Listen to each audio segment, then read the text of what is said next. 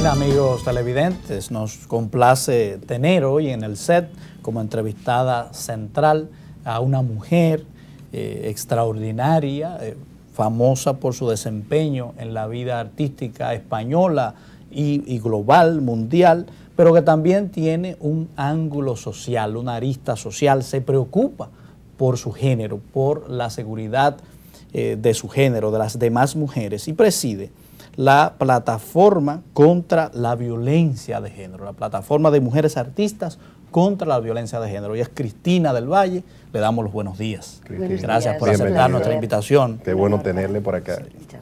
¿Y cuál es la idea central de la visita a República Dominicana, de la plataforma? ¿Qué nos traen? Bueno, venimos en un momento concreto, justo muy cercano a unas elecciones. Llevamos más de 12 años trabajando a nivel internacional, también en momentos especiales en países en conflicto, bajo guerra o ocupación, con el fin de poner el foco y la atención en cada lugar y en cada momento sobre la situación que viven las mujeres, especialmente de la violencia.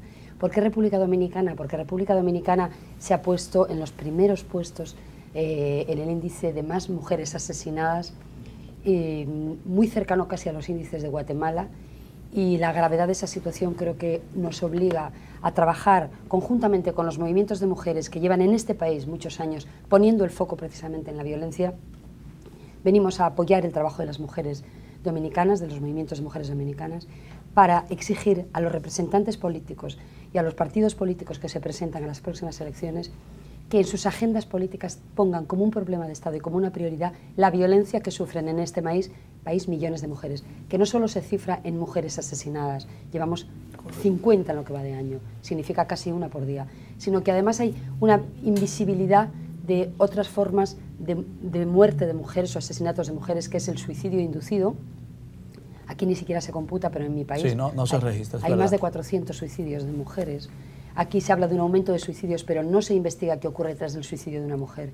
No hablamos de las mujeres que quedan inválidas después de los golpes o las palizas o las agresiones de los varones. Y no hablamos de millones de mujeres que en este país también y en el mundo viven cada día insultadas, humilladas, violadas. Estamos hablando de la violación constante y flagrante de los derechos humanos de las mujeres en este país. Por eso creemos que en nombre de las mujeres dominicanas, mujeres de otros lugares del mundo, que hemos vivido la violencia en nuestro hogar y que conocemos esta realidad, queremos que el futuro de las mujeres dominicanas y el futuro de este país se escriba en femenino y se escriba con la paz y la no violencia. Correcto, lo necesitamos porque es un problema que nos supera. Hay que empezar por ahí, o sea, no cerrarnos al análisis de la realidad con sinceridad. Nos supera porque no entendemos la manera de manejar el problema. Tenemos buenas legislaciones, pero las cifras siguen aumentando día con día y vemos a las autoridades, las actuales, de brazos cruzados ante el evento cotidiano de fallecimientos de mujeres en manos de hombres. ¿Qué podemos hacer? Mira, yo lo resumiría en una frase: falta de voluntad política. Tú lo has dicho muy bien, tenemos las leyes. De nada nos sirven las leyes si las leyes van descargadas de presupuesto. De nada nos sirven las leyes si hay un incumplimiento total de las mismas, si no hay un control sobre las mismas, si esas leyes no atraviesan transversalmente el resto de los ministerios, de las políticas públicas, pero sobre todo la falta de voluntad política. Y eso es una clave fundamental que vivimos en mi país durante mucho tiempo, cuando exigíamos una ley integral contra la violencia elaborada por los movimientos de mujeres. El partido en el gobierno anterior, el Partido Popular, se negó durante muchísimo tiempo a sacar adelante esa ley, que era vital.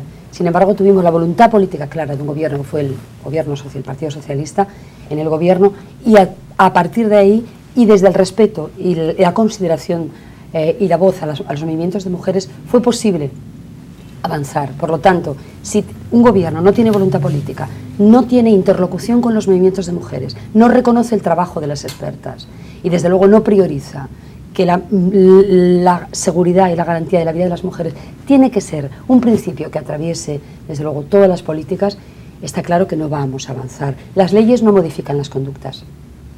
mandan mensajes sociales. Pero de poco me sirve una ley si cuando yo voy a denunciar a una comisaría, la persona que me atiende no tiene formación porque no se ha invertido en formación. No tiene medios, como ocurre en este país, donde una mujer va a denunciar y se tira horas y horas y horas en comisaría porque no hay papel, porque no hay máquinas de escribir y porque no hay voluntad política, insisto, en presupuestar. Este país tiene 11 millones de habitantes y 2 casas de acogida. Cuando estamos hablando de que el primer problema, la primera causa de muerte en mujeres es la violencia contra las mujeres, y tenemos ese desequilibrio y ese insulto, que es 2 casas de acogida, de seguridad, y yo conozco muy bien esa realidad porque la viví en mi infancia de niña, y sé lo que es, cuando tú sales de tu casa porque te van a matar, y en este país debe ser lo más horrible. Claro, todo en una casa de urgencia, y tenemos 2, es decir, es negar la realidad, y en esas 2 casas yo puedo ingresar solamente 30 días. ¿Cómo es posible? Que yo pueda ingresar 30 días, el asesino quede en el supuesto asesino o la persona que es el agresor esté en la calle, yo escondida ahí, y a los 30 días me sacan. Algo absurdo, porque se invierte el proceso porque la víctima se convierte en prisionera, cuando debió ser al revés. La libertad quien está huyendo del Pero también, si abrimos la mira a toda esta cuestión, es decir, la violencia es la punta del iceberg de la desigualdad. Quien agrede a una mujer lo hace porque tiene una percepción de que la mujer no es portadora de derechos. Es decir, tiene la alianza social. Por eso tiene el sentimiento de impunidad. Y es lo que ocurre cuando las víctimas o cuando los asesinatos no tienen un resultado en condenas. Correcto. Se condena un porcentaje bajísimo de esa realidad. ¿Qué significa? Que las instituciones siguen manteniendo la impunidad. Por lo tanto, la reproducción del delito es algo normal. Es que hay una doble victimización. Claro. No se preserva la vida y una vez ocurre el hecho, tampoco se castiga el hecho. O sea, un estímulo, si se quiere, desde la esfera estatal al hecho. Por eso, algo extraño, por eso las expertas latinoamericanas llamaron a estos feminicidios, que son crímenes contra un género, contra las mujeres, masivos, con la por acción u omisión, la permisibilidad de los gobiernos y de las instituciones. En Ciudad Juárez ocurrió esto, y los movimientos de mujeres lograron sentar en el banquillo al Estado de México por su responsabilidad, precisamente en el mantenimiento de la impunidad. Una gran idea esa. De la impunidad. Sí, claro. Decíamos que esto es la punta del iceberg de una realidad que es la desigualdad. ¿Y en qué se cifra en este país? Que más del 60% de las familias están llevadas por un solo miembro, una miembra, mujer. ¿Qué quiere decir? Que hay una falta de responsabilidad afectiva y paterna de muchos de los hombres dominicanos. La carga de esas mujeres que solas tienen que educar, con un trabajo en muchos casos invisibles, con horarios que no están adaptados por parte de las empresas porque no hay políticas públicas que visibilicen las realidades y las necesidades de las mujeres. Las mujeres viven con una calidad de vida dañada constantemente, cobran casi el 70% menos que los hombres por el mismo trabajo. Toda esa realidad constituye el caldo de cultivo de la violencia. Y por lo tanto, nosotras hemos venido aquí para poner el foco en los medios de comunicación que ustedes, que tienen una responsabilidad social importantísima y vital, porque esto si no se muestra no se ve. Las mujeres tienen que sentir que esta sociedad y que el pueblo dominicano, desde luego, tiene como prioridad el acabar con esta vergüenza. Y desde luego la política tiene que ir encaminada a mostrar las vergüenzas que tienen los países para poder trabajar y eliminarlas y acabar con ellas. Porque ninguna democracia será posible si dentro de mi casa no la tengo. Si dentro de mi casa está normalizado que alguien mande, que alguien obligue, que alguien imponga y que use la violencia y no el consenso, ni el diálogo, ni la negociación para pactar normas, reglas y formas de convivencia. Cuando en los hogares se normaliza esto, también lo normalizamos en los estados. Y normalizamos que es normal que nos abusen, que es normal que políticamente nos traten mal, que es normal el abuso, la corrupción, la denigración. Entonces, tenemos que acabar con la normalización de las relaciones de poder y de la violencia. Y luego tenemos que hablar también que las mujeres en este país son más del 50% de la población. Así es. Y sin embargo, la pobreza se escribe en femenino. Estamos de cara a unas próximas elecciones. El voto de las mujeres podría decidir en este país y en el mundo qué gobiernos queremos, y qué mundo queremos, y qué políticas queremos. Yo estoy convencido de que en esta las mujeres van a elegir. Y estadísticamente ya está. Estadísticamente está, es un 52%. ¿Qué ocurre? Que las mujeres, al ser el grupo social más amplio, con peores condiciones de vida, con pobreza, con poco acceso a la economía, el voto está condicionado. Hay una compañera que vamos a traer egipcia, que es la presidenta de las mujeres egipcias, que trabaja en el empoderamiento de mujeres y habla siempre de este ejemplo. Si yo voy a un restaurante y la carta que me ofrecen no la entiendo porque está en idiomas que yo no sé, y además no tengo economía para pagar ese menú, yo no puedo elegir. Si soy pobre y si no tengo formación, el voto está condicionado. No elijo, o a lo mejor eligen por mí, o a lo mejor me compran el voto. Sí, es una falsa libertad, eso es clarísimo. Sí. Y luego hay un elemento también que yo creo que hay que descartar de las políticas públicas, y es el asistencialismo. El asistencialismo es un insulto a los derechos humanos y a los derechos de los seres humanos. Las mujeres somos ciudadanas portadoras de derechos y tenemos el derecho a tener una sanidad pública en condiciones, a tener el derecho a ser defendida, a un juicio justo, el derecho a un trabajo digno. Entonces, el asistencialismo es un insulto a todos esos derechos que tienen que resolver los gobiernos y que no se hacen yendo a los barrios, pagando a la gente, dando monedas, dando cestas o dando pena o te hago un favor, sino que la ciudadanía tiene que exigir esos derechos porque son derechos que están conquistados y que los gobiernos tienen que reconocer y tienen que impulsar. Y en el tema de género, las políticas públicas generalmente suelen ser políticas asistencialistas. Estas pobres mujeres, pobrecitas mujeres que necesitan una ayuda. No, las mujeres tienen un problema que les causa la sociedad y el sistema, y los gobiernos tienen que resolver. Sí, son políticas que actúan sobre los síntomas y no sobre las causas de los problemas. En el diagnóstico que haces, a todas luces se clarifica que la solución comienza por educar a la sociedad para producir un cambio de cultura. Pero no, como se cree, solo educar a la base de la sociedad. Aquí tenemos un problema de las élites gobernantes, y cuando hablo de élites me refiero a las del poder público y a las del poder privado, en la conciencia de igualdad de género. Porque evaluando uno todos los días las noticias graves de los feminicidios, uno nota en las autoridades una especie de aceptación de la realidad como algo inevitable. Como se trata de un asesinato, se cree que es una reacción no controlable donde el Estado no puede generar ninguna política pública para evitarlo. Hay que decir que eso es mentira. Se puede evitar. Tenemos ejemplo, por ejemplo, en el caso de España, las cifras cambiaron una vez la estructura de poder se convenció de que podía hacer algo, cambiaron a positivo. Sí, a ver, las mujeres siguen siendo asesinadas, es evidente. Pues las leyes no modifican, nunca, no hay ningún delito que las leyes hayan modificado esa conducta. Pero sí es fundamental el mensaje social que se manda. Y además, en la experiencia española, en los 4 años o 5 años que lleva la ley, ha ido descendiendo el número de asesinatos, levemente, pero ha descendido. Ha habido cada vez más compromiso social, cada vez más el entorno se implica. Es decir, si una mujer retira una denuncia por la situación de presión que tiene, evidentemente está la familia para seguirla, está el Ministerio Fiscal para seguir adelante con ella, está asociaciones que públicamente, porque es un delito público, pueden hacer un seguimiento y exigir el cumplimiento vamos, que siga adelante cuando la mujer retire, que siga adelante la denuncia. Las familias cada vez más se están implicando, la sociedad lo siente ya como un problema público, no como un problema de unas pobrecitas mujeres.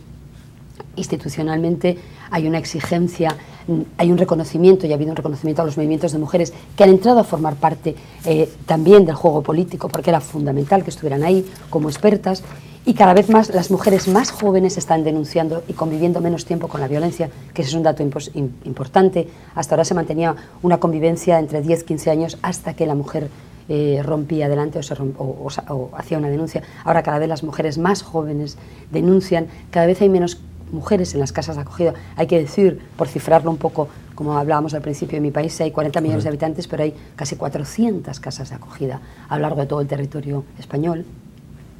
Casas que hasta hace no mucho estaban llenas a rebosar, con listas de espera, con sus madres y sus hijos también, porque tenemos que hablar que la violencia no solamente en un hogar va dirigida a una mujer. Afecta a todos los miembros de la familia. Toda la familia. Todo. Los niños, aún no siendo víctimas directas de los golpes, son víctimas directas de la violencia porque perciben el dolor de las madres, perciben el daño, son testigos de eso, y además hay una frustración como niño de cómo tú no has podido evitar los golpes, la indefensión que siente un niño de no poder, el miedo a ser herido durante las palizas y los golpes. La mayoría de los hombres maltratadores han vivido la violencia en sus hogares, han tenido padres que maltratan y reproducen el modelo. Por eso la intervención en la educación y la implementación y el volcar los presupuestos en la educación los gobiernos que invierten en educación como una prioridad, yo creo que se diferencian mucho, precisamente, porque educar a los pueblos es tener pueblos cultos y pueblos que deciden y pueblos que cuestionan y pueblos que opinan. Pueden ser y deben ser las mujeres las principales agentes para este cambio. Bueno, las mujeres y los hombres. Yo creo que los hombres ya tienen que dar un paso adelante. Aquellos hombres, que yo creo que mayoritariamente no golpean, no maltratan, no abusan, tienen que dar un paso adelante en mostrar que la masculinidad pasa por otros parámetros. Por otros parámetros que no tienen nada que ver con la agresión, con la violencia, con el insulto, con la competitividad. Necesitamos un cambio de modelo. La crisis que tenemos, que hemos evaluado todos exclusivamente como económica o política, es una crisis de valores profunda y tiene que ver con ese valor patriarcal que vivimos en nuestros pequeños hogares, que son nuestros pequeños estados, y es la falta, las relaciones de poder. Lo basamos todo en el poder. Somos hombres en la medida que mandamos, somos hombres en la medida que imponemos, somos hombres en la medida que usamos la violencia y todos nos obedecen por miedo, somos hombres en la medida de que en lo público somos competitivos, agresivos, tenemos estupendos coches, nos relacionamos con mujeres jóvenes o amantes que nos empoderan. Tenemos unos que cambiar antivalores increíbles. La ética, hay que hablar de la ética de los afectos, hay que hablar, y aquí especialmente, cuando hay, decíamos, más del 60% de las familias son mujeres solas, llenas de hijos, a los que sus hombres han abandonado o se han desresponsabilizado. Es una estadística La terrible, ética del amor, la ética de la educación, la ética de la política. Del compromiso. Porque ese número tan grande de hogares rotos demuestra una falta de compromiso extraordinario. Absoluto. Y una cultura del amor y de los afectos absolutamente ligada al abuso. Es decir, cuando yo tengo muchas mujeres, cuando yo tengo amantes, estoy ejerciendo una situación de abuso. Desde el feminismo lo hablamos, incluso entre las mujeres. Es fundamental la complicidad y la lealtad entre las mujeres. No podemos ser cómplices de aquellos hombres que abusan y usan a las mujeres para empoderarse, para lucirse, como lo hacen con un coche o como lo hacen con otros elementos. Es coxificar, convertir a la mujer en un objeto. Y como la sociedad está atravesada por estos valores todavía, donde lo público pertenece al campo de los hombres y lo privado al campo de las mujeres incorporan que mientras en sus casas sus familias sean estupendas, sus hombres estén muy cuidados y sus hijos, y ellas se olviden de ellas, ya vale, con que la sociedad te diga qué estupendas madres, esposas somos, la realización personal permanece invisible. Entonces, esta cultura perversa que nos atrapa a todos, porque los hombres también están castrados en lo afectivo, que un hombre llore, que un hombre tenga características de lo femenino, de ese tema, sensibilidad, importante. Afectividad, es poco hombre. Pero Cristina, ¿no también hay un gran desafío social? En dos aspectos mi inquietud para escuchar su reflexión. Primero, cómo las empresas objetivizan la mujer como símbolo sexual y eso se promueve y vemos grandes vallas donde la mujer es un objeto y no debería de ser. Eso es un impacto social que nos agrede y nos hace cómplice a todos. Y el otro elemento, me gustaría escuchar su reflexión, en una sociedad que debe ser de igualdad de oportunidades para el hombre y la mujer, ¿quién se queda en la casa? ¿Debe de ser algo consensuado? Yo soy de los que piensa que no es que tiene que quedarse la mujer porque es mujer, o el hombre porque ahora hay liberación femenina, pero alguien debe de estar con mayor inclinación hacia la formación de esos retoños que luego van a ser entes sociales. Si ambos nos vamos y somos ambos estrellas, ambos protagonistas, el hogar queda solo. ¿Qué usted opina de esos dos elementos? Bueno, hay una palabra que se llama pacto y respeto. En España trabajamos, se trabajó mucho en el tema de la ley de igualdad, que es una ley fundamental, en los permisos de paternidad. Es decir, los mismos derechos que tiene una madre a cuidar a su hijo, los tiene que tener el padre. Derechos y obligaciones. Tenemos un porcentaje bajísimo, solamente un 2% de los hombres se acogen a eso, porque efectivamente el acogerte a eso significa también, porque cuidar a tus hijos significa profesionalmente no desarrollarte, no tener el mismo tiempo, y en este país las organizaciones de mujeres nos han hablado y las mujeres se quejan de que en muchos casos, y vamos a tocar un tema muy peliagudo que es el aborto, muchas mujeres son inducidas por sus patrones al aborto porque inmediatamente identifican que tener un hijo en este país es perder un trabajo. Por lo tanto, hay una responsabilidad también en el ámbito laboral. Muchas mujeres son inducidas a eso, decir, no, es que si te vas a coger un permiso, no me interesa, no eres rentable para una empresa. Por lo tanto, la paternidad es fundamental y la corresponsabilidad. El cuidado de los hijos es fundamental, pero no tiene que recaer en las mujeres. No es algo natural y es una trampa y una mentira que esto sea una cuestión de las madres, no. Es una falta, es un abuso. Un señor cuando llega a su casa se tira en un sofá y se pone a ver la tele mientras la mujer sigue cuidando a los hijos, limpiando la casa, preparando la cena, el señor sabe perfectamente que está abusando. Todos. No es algo que, uy, ¿qué ha pasado aquí? Porque igual que él está haciendo eso, podría estar haciéndolo la mujer. Eso es cierto. Y el abuso se produce a costa de la calidad de vida de las mujeres y, por supuesto, de la no responsabilidad en el cuidado. O sea, que el pacto supone un reconocimiento de igualdad y una distribución de la tareas. distribución de las cargas. Exactamente. Claro. Que eso ayuda efectivamente a que las mujeres también puedan desarrollarse profesionalmente. La mayoría de las mujeres, cuando se casan, y están ahí los datos y las cifras, abandonan sus profesiones, porque identifican inmediatamente que el cuidado va a recaer sobre ellas. Y los señores siguen desarrollando sus carreras profesionales, siguen creciendo en su trabajo, etcétera, etcétera. En España hay muchas mujeres, ¿no?, adultas, que con 60, 70 y 80 años se sienten estafadas, porque han dedicado su vida al cuidado de los demás, que es el mandato que parece que está ahí cultural hacia las mujeres, y cuando llegan a una edad, los señores se empoderan, correcto, rompiendo esa relación, yéndose con una mujer más joven o decidiendo hacer otra vida. Y millones de mujeres se sienten estafadas por una cultura sí, porque se han sacrificado que las ha usado para claro, pagar las hipotecas sociales como cuidadoras de sus hijos y del entorno familiar, y luego se quedan solas. Pero ahí hay un gran desafío en realidad de tratar de ver cómo eso se equilibra. Nos gustaría también saber esa plataforma, y yo creo que usted pudiese ser la chispa que a las artistas mujeres dominicanas las motive a nuclearse. Ya usted ha hecho contacto con algunas artistas dominicanas. Y a dar un giro en esa responsabilidad, claro, que a veces ellas mismas abandonan. Aquí hay una corriente, Cristina, que le llaman de que las megadivas. Que son todos los que no, y además le gusta que la patrocinen y una serie de cosas increíbles. Mira, la presión, yo estaba en la música, he sido una artista de éxito en mi país y en Latinoamérica, y la presión que tienes es muy fuerte, y sobre todo sobre las mujeres artistas. Es cierto que tenemos el privilegio de ocupar espacios públicos, que es lo más complicado para las mujeres, conquistar espacios públicos, y desde ahí nosotras decidimos, por nuestra experiencia personal, tomar una posición pública y política. Ahora, también tienes un coste. Es decir, muchas de nosotras hemos pagado, y con mucho gusto, las consecuencias precisamente de enfrentarnos y de denunciar a nuestros gobiernos, de ir a Irak en plena ocupación para gritar no a la guerra, de posicionarnos contra la ocupación en Palestina, de ir a Ciudad Juárez y denunciar al gobierno mexicano por la permisibilidad de la impunidad contra estos crímenes, y todo eso ha tenido un coste sobre nosotras en nuestros trabajos. Cuando nosotros llegamos de Irak, muchas de nuestras compañeras, incluida yo, fuimos expulsadas de los medios de comunicación donde trabajábamos, nuestros contratos laborales fueron rotos. Es decir, esto significa también asumir una posición por la que vas a pagar un precio. Es una guerra cultural que hay que echar. Sí. No todo el mundo tiene la misma fortaleza. Cristina, no quiero que se nos acabe la entrevista sin hacer referencia a la agenda que tenemos aquí, que demuestra que no solamente es un discurso, que también hay que hacer una práctica en el escenario concreto. Me sorprendió que desde el 20 de marzo, sin faltar un día, hasta el 15 de abril, hay talleres en diferentes regiones del país.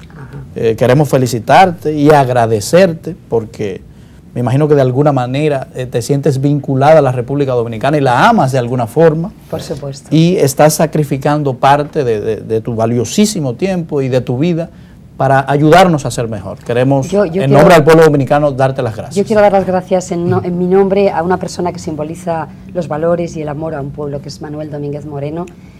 No, pero ese es dominicano, ya. Sí, ya nosotros y gracias a él pude hacer este proyecto, porque él fue la persona que coordinó con la plataforma, a través de la Fundación Cambio del Cambio que él preside, precisamente la posibilidad de estar aquí, de trabajar con la UAS y de hacer todo este trabajo de sensibilización, de apoyo y desde luego de respeto y amor profundo a las mujeres dominicanas que se merecen otro país. Hay que asistir el 20 de marzo a la Universidad Autónoma de Santo Domingo a disfrutar de este extraordinario concierto con artistas de primer nivel que todos nosotros conocemos, conferenciantes y personas que se han dedicado a trabajar en este tema para ver si resolvemos de una vez por todas esta tara, esta vergüenza que afecta a un país en pleno siglo XXI y no debe continuar. Gracias, amigos televidentes, por la atención prestada. Y de que el Morrison, Homero Figueroa se despiden. Hasta el lunes. Hasta el lunes. Que pasen bien. Banco Popular presentó